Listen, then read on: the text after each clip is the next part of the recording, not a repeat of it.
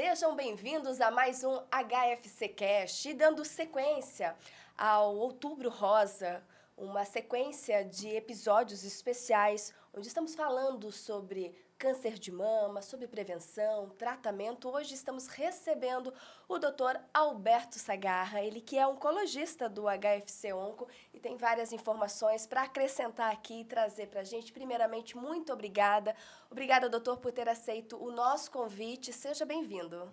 Eu que agradeço, boa tarde a todos. É um prazer estar aqui novamente com vocês. Doutor Alberto, agora dizendo são quantos anos aí junto, né, ao HFC Saúde, atendendo no HFC Onco, né, na oncologia? Se não me falha a memória, desde 1995. Ou seja, quando anos iniciei, já são mais de 20 anos aí. e anos de experiência. Eu queria começar esse nosso bate-papo falando desse trato com o paciente, doutor.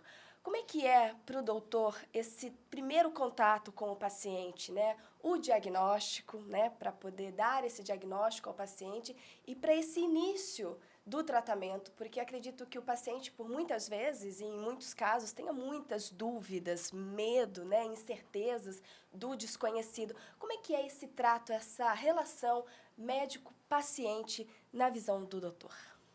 Eu acho que, assim, o oncologista, na verdade, o primeiro diagnóstico nem sempre é o dele, né? Porque o paciente já, em geral, vem encaminhado com o diagnóstico, em geral, pelo mastologista ou ginecologista do paciente. Na verdade, o que nós passamos a avaliar, de acordo com as características do que ele nos traz e alguns exames que a gente faz, é definir prognóstico e tratamento. E aí, nesse momento, é que a gente tem que demonstrar para ele quais são as possibilidades de tratamento, quais são as diferentes modalidades terapêuticas que, eventualmente, você pode usar e qual que mais se adequa ao quadro clínico dele. Nem sempre o primeiro contato é o do mais, digamos, tranquilo, né? Muitas vezes há uma certa tensão, obviamente, há, às vezes, muita desinformação, e você tem que procurar, de alguma maneira, mostrar qual é a realidade e, ao mesmo tempo, trazer a ele as opções que existem, né? Mostrar que sempre existe uma porta aberta, uma janela que ele pode olhar. Doutor, nesses 20 anos, até por conta desse monte de informações que nós temos acesso hoje na palma da mão, e aí muitas desinformações também, nesses 20 anos, né, de carreira, mais de 20 anos de carreira, mudou muito essa questão, justamente para poder levar a informação correta para esse paciente, já que ele chega muitas vezes munido de muitas informações e nem todas, né, vêm para agregar, para ajudar no tratamento? Isso é verdade. Eu acho que com as mudanças que a gente tem observado, né, ao longo dos anos, ainda mais hoje com a facilidade de você obter informação na internet ou com outras mídias, você tem um lado positivo, que é justamente o paciente muitas vezes já vem, de uma certa maneira, com uma certa bagagem de conhecimento, ou de opções, e até uma discussão que se torna, às vezes, mais franca. E, por outro lado, muitas vezes ele vem com uma informação que acha que é adequada para ele, e não é, e aí vem a decepção. Quando você, muitas vezes, pode falar, olha, não, isso aqui não encaixa para você, isso não é viável. Ah, mas alguém tratou dessa maneira, me falaram. Eu falei, não, mas isso não é o seu caso. Aí você tem que, justamente, reapresentar, né, quais seriam as opções necessárias. Mas a maioria das pessoas, hoje em dia, já tem uma boa informação. Facilita, em parte, né, no diagnóstico, a pessoa já está ciente do que está ocorrendo. Porém, muitas vezes, a realidade do que vai ser realizado não é aquilo que ele imaginava. E aí vem, muitas vezes, um certo desconforto para o paciente e para a família, não é? E, doutor Alberto, se o doutor pudesse destacar, né, nessa carreira toda, as principais mudanças que o doutor pôde ver e acompanhar, de avanço mesmo, tecnológico, de tratamento, quais seriam esses avanços que vieram para ajudar, para acrescentar realmente, tanto no diagnóstico quanto no tratamento, quando se fala em câncer? Hoje eu acho que o desenvolvimento da parte, eu diria, básica da medicina é muito grande, né? Então, a parte molecular e o desenvolvimento de novas drogas e drogas-alvos, que a gente chama que tem um alvo específico, isso está modificando não só na parte de mama, mas como a oncologia de um todo. Então, opções que você não tinha para algumas patologias no passado, hoje você tem até mais de uma opção, coisa que muitas vezes você não teria nada que oferecer. E em mama não é diferente. Então, hoje você tem algumas coisas em que tornaram os tratamentos mais efetivos, duração de resposta e qualidade da resposta maior e mais longa, menos tóxicos em algumas situações. Então, você traz opções em que realmente o prolongamento da vida e da qualidade de vida hoje existe de uma maneira mais palpável, que você realmente observa que isso está se modificando cada vez mais, né? E para a gente poder destacar aqui alguns desses tratamentos, teria algum que o senhor fala, nossa, realmente esse veio para nos ajudar, tanto o médico quanto o paciente? Olha, tem um que realmente modificou muito, isso já tem vários anos, que é o anticorpo monoclonal contra as pacientes que têm uma característica de ser positivas para um tipo de receptor, que é o HER2. Então, essas drogas que são contra, digamos, HER2, aí, que seriam o trastuzumab, pertuzumab, elas já modificaram de uma maneira muito substancial uma doença que tinha um prognóstico bastante negativo. Mas hoje, por exemplo, dentro da hormonioterapia, você tem umas associações na hormonioterapia com drogas que são chamados genericamente de inibidores da ciclina e que modificaram ou prolongaram a resposta da hormonioterapia de uma maneira extremamente substancial. Hoje você tem pacientes tratando 4, 5 anos com o mesmo tratamento. Então, isso são coisas que você não via no passado. Então, você tem realmente doenças muito avançadas em que você controla com medicação oral por um tempo extremamente longo. Então, isso realmente são ganhos enormes. E agora também está começando a entrar dentro da mama a imunoterapia, que está começando a ter resultados muito promissores. E isso está se modificando e acredito que num futuro relativamente breve a gente vai ter resultados ainda muito melhores do que a gente está tendo hoje em dia já. E quando a gente fala em imunoterapia, né, já que o HFCcast, né, a população de maneira geral acompanha, o que seria, doutor, só para a gente poder entender? Sim, de uma maneira geral, Geral, o que né? seria? Digamos, o tumor ele bloqueia, ou tem uns mecanismos de bloqueio do sistema imunológico. Ele não está funcionando e realmente atuando contra a doença. E hoje em dia você tem drogas ou compostos em que você desbloqueia e estimula o seu sistema imunológico para que ele atue contra a doença. Mas não são para todos os tipos de câncer de mama. Tá? Hoje está realmente mais bem definido com um tipo que se chama triplo negativo e agora está começando aí para os outros subtipos de câncer de mama. E ele já traz resultados bastante interessantes de pacientes que não tinham grandes opções, né? Uma outra opção ou outra coisa que a gente pode remarcar seria para as pacientes que têm um tipo de variação genética, de alteração genética, que chama o BRCA1, BRCA2, por exemplo, que tem drogas específicas para esse tipo de paciente. Então, nós estamos encontrando nichos terapêuticos. Então, o câncer de mama ele já não é uma doença única, são vários tumores dentro de um tipo de doença. Dependendo do, digamos, subtipo daquilo, da variação que você tem opções diferentes, né? Então, não é assim, chega eu traço todo o câncer de mama igual. Não. Você trata de maneira diferente.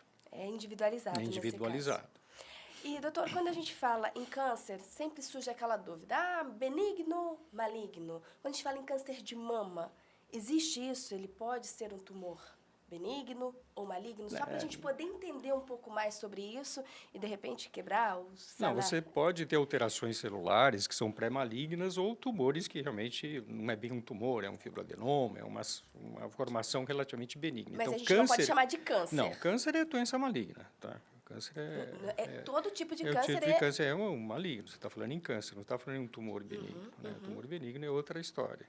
Existem tumores que têm crescimento localizado, menos expansivos, que têm um comportamento mais benigno, sim. Mas quando você fala em câncer, em princípio, o que você tem é uma conotação de doença maligna, doença agressiva.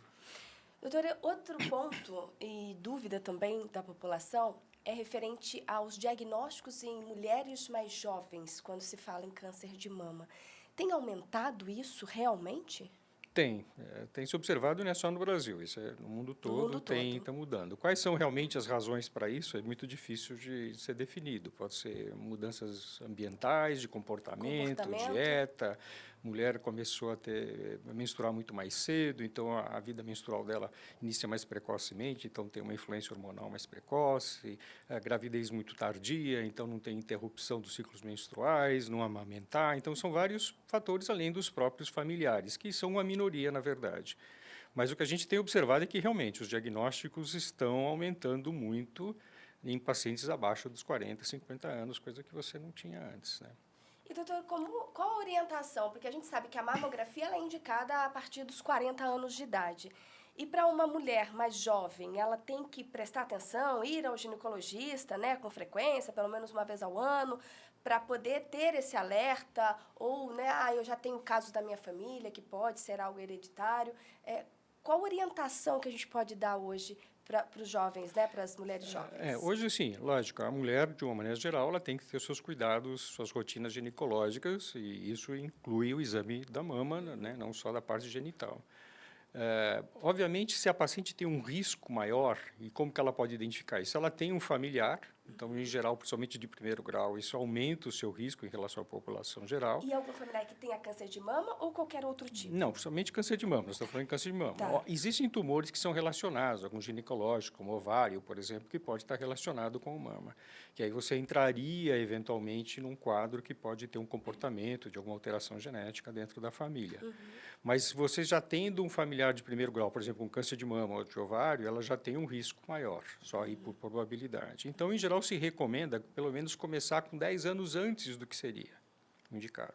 Ou alguns usam como referência 10 anos antes do diagnóstico daquela paciente. Então, vamos supor que eu tinha uma familiar que teve com 40 anos, então eu tenho que começar com 30. Olha. Agora, se eu tenho algum tipo de alteração na família que foi detectado, de algum tipo de gene específico, por exemplo, BRCA1, BRCA2, são dois tipos de tumor, genes mais comuns, digamos, de formação de mutação, o que se recomenda, inclusive, não é nem mamografia, é a mulher fazer exame clínico e fazer ressonância magnética. Por quê? Porque pacientes jovens, elas têm uma mama mais densa, com menos gordura, e a mamografia não tem a mesma capacidade diagnóstica, então ela teria que ir para uma ressonância. Então, isso são coisas que, logicamente, tem que ser avaliadas dentro de um contexto. Né? Não é que toda mulher de 30 anos tem que fazer ressonância, não é isso. Mas, quando ela existe um fator de risco maior, então ela tem que usar armas que tenham uma precisão maior na possibilidade do diagnóstico. E quando a gente fala em tratamento, assim que vem o diagnóstico do câncer de mama, toda mulher vai precisar fazer rádio ou quimioterapia, até para a gente poder entender um pouquinho a diferença desses tratamentos? Não, doutor? não obrigatoriamente. Não. A quimioterapia você coloca para pacientes que têm um risco maior ou um tumor que ele não é, digamos assim, que a gente chama de sensível à hormonioterapia. Os que são hormônios sensíveis, alguns deles com doença mais inicial, dependendo da idade, das características, ela pode só fazer um tratamento que diminui essa ação hormonal. A gente chama de tratamento hormonal, mas, na verdade, você está bloqueando, você está modificando essa influência que o hormônio pode ter na estimulação. Então, ela não precisa obrigatoriamente de químio. E algumas, por outro lado, são doenças que não têm sensibilidade, que a gente chama, não tem aquela presença dos receptores hormonais nas células. Essas pacientes, por exemplo, o hormônio não funciona, porque ela já não tem o receptor. Então, ela não tem onde eu posso ligar a minha molécula para tentar alterar esse comportamento. Então, com isso, ela teria que opção, eventualmente, a quimioterapia. E algumas que têm outras alterações, algum outros tipos de receptores, podem ir para anticorpo monoclonal e até para imunoterapia, por exemplo. Então, isso também é uma decisão individualizada entre médico e paciente dependendo ali. das características do tumor da paciente. Em todos os tratamentos, ocorre a queda de cabelo ou não? Não obrigatoriamente. Existem quimioterápicos em que a queda não é tão acentuada, é pequena ou nem existente, e o tratamento hormonal, por exemplo, a queda de cabelo é muito pequena. Há uma queda de cabelo porque fica mais enfraquecido, digamos de uma maneira, um cabelo mais quebradiço, mais ralo, mas não obrigatoriamente uma calvície, né, uma alopécia, como a gente tem em pacientes fazendo quimioterapias que são realmente mais alopetizantes. Digamos. E, doutor, quando se chega a ter que fazer a mastectomia, né, total, ou seja, a retirada realmente do seio, do peito da mulher, doutor, em que tipo de tratamento? É necessário essa retirada total na cirurgia ou hoje já não? Não obrigatoriamente. Né? Hoje se sabe que, dependendo das características do tumor, do volume da paciente, do tamanho da mama, você pode fazer um tratamento mais conservador. Eu digo do tamanho porque, às vezes, uma mama é muito pequena e você fazer um tratamento mais conservador não vai ter um resultado cosmético, digamos, muito interessante, apesar que hoje você tem muitas técnicas de reconstrução. Mas o que se sabe hoje é que, dependendo das características, a mastectomia e o tratamento conservador, o resultado de longo prazo é o mesmo praticamente. Então, não justifica para todas as pacientes você fazer uma mastectomia. Mas é uma opção. Você pode fazer uma mastectomia, você pode fazer reconstrução imediata. Aí vai um pouquinho. Então, como eu disse, da característica do tumor, tamanho, o tipo de tumor, tipo de mama, riscos que ela tenha, porventura, e até o desejo da própria paciente, né? Tem paciente que não quer de maneira alguma manter mais tecido mamário nenhum, então elas desejam ir até a mastectomia contralateral, né? Profilática, né? Então isso vai um pouquinho disso, mas em geral o tratamento conservador ele tem um resultado similar ao da mastectomia. E o doutor falou em reconstrução. Hoje, essa paciente, já ali na cirurgia, já é feita a reconstrução ou é posteriormente ao tratamento que pode ser feita essa Você reconstrução? pode fazer de imediato, né, se ela não tiver um risco muito grande de uma recidiva local, ou você pode postergar para depois do tratamento. Em geral, se faz radioterapia, em geral você tem que aguardar pelo menos 6 meses depois da rádio. Se não for fazer radioterapia, pode ser logo após, mas a reconstrução pode ser logo no início ou num segundo tempo, aí mais à frente, isso não tem problema. E hoje, na maioria, as mulheres optam por essa reconstrução? Sim, eu diria que sim, principalmente as mais jovens, né? Algumas pacientes já mais idosas, elas preferem não voltar para um centro cirúrgico, fazer reconstrução e alguma coisa assim. Mas, em geral, a maioria, sim, opta por fazer. E é algo que traz, né, uma sensação mais de autoestima, de autoimagem, de preservar. Isso realmente tem um impacto grande para a mulher, né? Tem sim. A gente já entrevistou várias pacientes, né? E a gente entende a importância, né? Como elas falam, desde da queda do cabelo, né? Exato. Que para muitos pode dizer, é só um cabelo, mas para a mulher que está passando por aquela situação de fragilidade, de medo, acaba sendo muito mais que Sem só um dúvida, cabelo ou que só uma mama, né? Então, vamos entender um pouquinho também, doutor, sobre as causas. Não sei se há possibilidade da gente falar um pouquinho sobre causas que podem desenvolver. A gente falou até um pouco sobre a questão hereditária, que já é um alerta, né? De alguém da família que já tenha tido câncer de mama. Mas as causas, doutor, o doutor que participa de vários congressos, né? O que a gente tem de novidade para a gente poder se atentar ainda mais? É que, na verdade, eu acho que quanto a isso, realmente não tem uma grande modificação do que ocorre, né? Eu acho que continuam sendo os fatores de menarca, né? Que é a primeira menstruação muito inicial, primeiro parto ou primeiro filho muito tardiamente, depois dos 30, por exemplo. O uso de anticoncepcional, isso é uma coisa que é relativamente discutido, mas aparentemente um tempo prolongado, com doses altas, os anticoncepcionais que se utilizavam anteriormente aumenta o risco. Os de dose baixa não ficam tão claros, são os de microdosagem, como se diz. Irradiação. Mulheres que às vezes fizeram tratamento no passado, por exemplo, para um linfoma, que tiveram que irradiar o tórax, isso aumenta o risco de câncer de mama, histórias familiares. Acho que seria mais nisso, realmente. Agora, hábitos alimentares, tudo isso aparentemente existe um risco. Obesidade é um fator de risco. Mesmo sobrepeso já é um fator de risco, até para voltar à doença de recidiva. Isso é uma coisa que a gente tenta enfatizar muito, a mulher a tentar perder peso, a controlar o peso, e nem sempre a gente tem um resultado muito bom nisso, porque precisa uma determinação forte, muitas vezes. Mas isso é um fator de risco a mais. Então, são hábitos alimentares e de vida que hoje em dia a gente sabe. Agora, fatores, provavelmente, falar o que está causando, isso é muito complexo. Porque o tumor, para ele acontecer, você tem que ter um monte de fatores que tem que ocorrer dentro de uma célula. Então, ele é multifatorial. Você não consegue, com um único, em geral, estímulo, a não ser que ele seja muito intenso, você provocar uma transformação celular.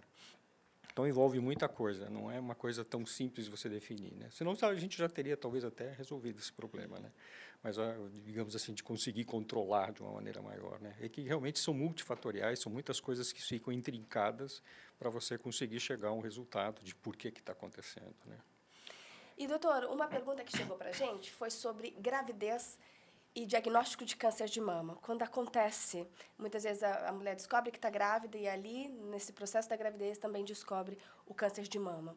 Como é que é o tratamento? Eu sei que é individualizado, mas de uma maneira geral, há a possibilidade, né, dessa questão de se tocar a gravidez, a gestação e o tratamento do câncer. Como é que concilia isso, doutor? Não, é possível conciliar. O nosso problema maior reside no primeiro trimestre de gravidez. Porque no primeiro trimestre é quando você tem, digamos, a organogênese, é quando se formam os órgãos do feto, da criança.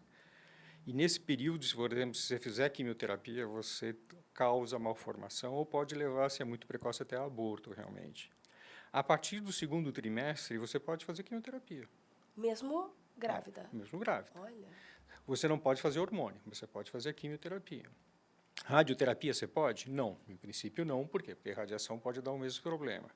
A dificuldade que você tem muitas vezes é mesmo do diagnóstico. Por quê? Porque a mulher fica grávida, por exemplo, aumenta o volume de mama, fica mais difícil de palpar, então muitas vezes ela não percebe e às vezes o diagnóstico é mais tardio do que deveria ser, né? Por quê? Porque ele fica um pouco mascarado. Às vezes acho que é porque a mama está inchada, ou teve uma mastite, aquilo mascara, e quando você percebe, você tem uma outra doença que você não imaginava. Mas, de uma maneira geral, os tratamentos eles não são muito diferentes. O que você tem que se preocupar é, principalmente, no primeiro trimestre, você não fazer quimioterapia, depois você pode fazer quimioterapia, e você tem que estar sempre preocupado com aquele momento, quando vai ser o parto. Então, você parar, digamos, algumas semanas antes, para não haver o risco da paciente estar, por exemplo, com as suas defesas diminuídas, prejudicadas pela quimioterapia, ela vai para um parto e correr um risco de ter uma infecção. E aí ser uma infecção grave. Mas, de uma maneira geral, é algo bastante manipulável. Eu já tratei dezenas de mulheres grávidas. Isso não é uma coisa impeditiva, né? Você consegue fazê-lo. É possível essa conciliação Sim, sim, sim. entre tratamento e Sim, gestação. sim, sim. Agora, muitas vezes, você tem que esperar, né? Por exemplo, se está lá no primeiro, segundo mês, não dá, se dá para operar, você pode até operar, né? Você vai e opera.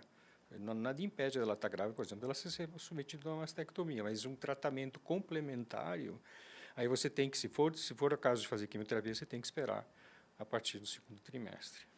Doutor, eu queria aproveitar também a participação do doutor para falar um pouquinho do HFC-Onco, né? A estrutura hoje do HFC-Onco, da equipe multidisciplinar, isso tudo é importante para o tratamento. Queria que o doutor destacasse um pouco como é que é o trabalho hoje dentro do HFC-Onco, onde o doutor atua também. Bom, em relação à mama, pelo menos que é o que nós estamos falando, a gente tem aí um grupo multidisciplinar que envolve a psicologia, a nutrição, a fisioterapeuta, tem o pessoal da rádio, os cirurgiões, mastologistas. Então, o que a gente procura, de uma maneira geral, sempre que possível, é que o paciente seja, pelo menos, avaliado por todos esses profissionais, para que a gente possa encontrar as fragilidades e o apoio que a gente pode, eventualmente, oferecer para que a pessoa consiga realmente executar todo o tratamento, participar dele e complementá-lo, né? Fazê-lo, né, por inteiro. Ter todo o suporte, tanto emocional como nutricional, fisioterapeuta, preparar a fisioterapia para uma cirurgia, depois da cirurgia uma recuperação, né, parte de braço, axila, tudo que é mexida na cirurgia. Então, com esse conjunto, você procura o quê? Tratar o paciente holisticamente, né, e não se limitar única e exclusivamente a prescrever. E a enfermagem também entra muito forte aí, porque elas dão um suporte, muita orientação para as pacientes, tentando orientá-las e segui-las dentro do máximo que a gente pode ali do nosso tempo. Mas eu acho que o tratamento multidisciplinar é importante. Ele faz um contexto geral, ele deixa o paciente mais orientado em todas as situações, porque as dúvidas existem em todas as áreas possíveis. Alimentação, posso, não posso, posso mexer, não posso fazer exercício, não posso. Né? E tudo São várias, são né? várias coisas, medicações que pode tomar ou não. Às vezes a farmácia também tem que entrar para conciliar a medicação. Às vezes tem pacientes, por exemplo, de mais idade, que têm 7, 8 remédios que elas tomam diariamente, você ainda tem que entrar com um tratamento oral e aí você tem que ver se as drogas não têm problemas de conciliação, se você não vai ter interação entre as drogas. Então, tudo isso é importante de você ter uma equipe em que atue, né, dentro de forma conjunta. De forma mesmo. conjunta, tentando orientar em todos os pontos e evitar os erros, né, dentro do possível, logicamente. E ter um paciente bem orientado, sem dúvidas, ajuda demais, né, nesse processo Sim, de ajuda, né? Para ele fazer o tratamento, entender o que está acontecendo, porque também as pessoas ficam, às vezes, sem entender e elas não conseguem aderir, muitas vezes, até por que eu estou fazendo isso, né? E por que eu estou passando por isso, né? E aí surgem milhões de dúvidas. E aí é quando vai para fora perguntar coisas e as coisas saem erradas muitas vezes, porque a informação nem sempre chega com muita precisão. Doutor Alberto Sagarra, por que escolheu a oncologia? Não sei. Foi a melhor resposta até hoje aqui, hein? Eu não sei. É uma coisa que eu não sei, porque quando eu entrei na faculdade, eu já entrei com a ideia de fazer oncologia. Mas depois, durante, eu até mudei, pensei em outras áreas e acabei voltando, né? Confesso que não sei. Foi algo que foi me atraindo. Eu acho que a oncologia tem uma coisa que atrai muito, porque ela exige de você uma interação entre as outras áreas, de um conhecimento geral da medicina bastante grande, porque você envolve clínica médica, infectologia, hemato, reumato, renal, cardíaco. Então, você tem que ter uma noção de tudo, e essa coisa do global, acho que atrai muito. E outra, tem muita tecnologia, né? Isso também, para quem acha bacana toda essa coisa da parte molecular e bioquímica, ela é muito interessante. atraente. É muito atraente, ela é muito complexa, né? Então, acho que isso é muito... Acho que talvez seja mais complexa, não sei, né? Querendo ser modesto, acho que da medicina, provavelmente a oncologia é das mais complexas, se não for a mais, né? E o paciente, para o Dr. Alberto Sagar? O que é que significa cada paciente? A gente acabou de falar que cada tratamento é individualizado, cada paciente, esse trato é individualizado, cada um chega de uma forma. Para o Dr. Alberto, o que cada paciente significa quando entra ali na frente do doutor no consultório? Nem sempre é muito fácil você identificar o que como ele é, né, num primeiro momento, né? Porque hoje em dia você tem muito padrões de tratamento que você tem que seguir, né? Isso é uma coisa que mudou muito. Eu acho que a medicina, aí, infelizmente, né, pelo menos na minha visão, deixou de ser arte para ser técnica, né? E antes você tinha mais flexibilidade em adaptar muitas coisas. Hoje em dia você tem que seguir muito protocolos, né? Muitas orientações. Que não estou dizendo que está errado, né? Essa é uma evolução da medicina e talvez a gente que veio de uma fase em que era menos sofisticado, ou tinha menos recursos, né? Você tinha que não só improvisar, mas como ter muita criatividade no que fazer. E hoje você pega um paciente e você realmente procura oferecer o mais eficaz dentro do protocolo do que ele se encaixa, né? E você procura individualizar. Eu acho que é muito difícil o relacionamento hoje, por outro lado. Eu acho que as pessoas elas estão também mais distantes de uma maneira geral, né? Então, você ganhar confiança não é tão simples hoje, né? De as pessoas acreditarem, e não é porque você talvez tenha falhas, você ou qualquer outro. Eu acho que as pessoas hoje em dia já vêm predispostas, de uma maneira também, a questionar muito, né? Hoje é um questionamento em tudo, e muitas vezes mal fundamentadas, né? E muitas vezes não. E às vezes com a informação certa, às vezes incorreta. Então, o lidar com o paciente hoje não é uma coisa tão simples, né? Eu acho que é uma coisa muito mais complexa. A família é uma coisa muito importante, porque muitas vezes você tem mais dificuldade em orientar a família do que o próprio paciente. Então, do ponto de vista de emocionalmente, ele é muito desgastante, tá? Eu diria. Tá? Mas recompensa muito quando você tem os resultados positivos, né? Que infelizmente a maioria o são, mas não são eternos. Esse é outro grande problema, né? Por quê? Porque você tem uns períodos muito bons, mas você tem períodos negativos, né? É uma doença que a gente sabe que nós estamos lidando na grande maioria das vezes com uma doença incurável. Então, infelizmente, existem recaídas, existem momentos altos e baixos, você tem oscilações. Então, tem pacientes que melhoram, pioram, e às vezes você trata o paciente durante anos, mas modificando o tratamento. Então, tudo isso tem que se passar uma segurança para o paciente de que você tem recursos outros para fazer e para ajudá-lo, né? E mesmo nos momentos em que isso se torna menos eficaz ou menos possível, é aí que você entra novamente com a equipe multidisciplinar que te ajude, né, a trazer o conforto num momento mais complexo da doença e talvez numa fase mais final. Então, não é simples lidar hoje em dia, mas eu acho que quando você tem um resultado positivo é sempre gratificante, né? Eu acho que mesmo quando a doença evolui de uma maneira negativa, se você faz sempre o melhor para trazer qualidade de vida, eu acho que isso sempre traz alguma satisfação, né? Eu acho que sem dúvida. É uma missão? Não sei se é missão. Se for, escolheram bem. Não sei se é uma missão, mas é algo que, não sei, você acaba tomando como meta, talvez, para você, né? Porque missão seria se alguém te mandasse fazer isso, né? Eu acho que ninguém me mandou fazer isso. Foi uma escolha. Né? Foi uma escolha. Então, acho que é meta, né? Eu acho que eu colocaria mais. A missão é meio complicado, né? Porque eu acho que você fala, vai lá e faz, você que tem que fazer. Então, quando chega e atinge essa meta... você tem que fazer. Então, é diferente. Eu acho que a gente tem a meta de vamos fazer o melhor que a gente pode para que essa pessoa tenha o melhor possível, né? Muito bem, doutor. Eu quero agradecer a participação do doutor aqui, de trazer tantas informações para a gente. Muito obrigada. Bom trabalho aí pela frente. Muito obrigado. Obrigada. Prazer. E obrigada a você que nos acompanhou. Lembrando que você pode acompanhar os outros episódios do HFC Cast no YouTube do HFC Saúde e também pelo Spotify. Muito obrigada e até a próxima. Tchau, tchau.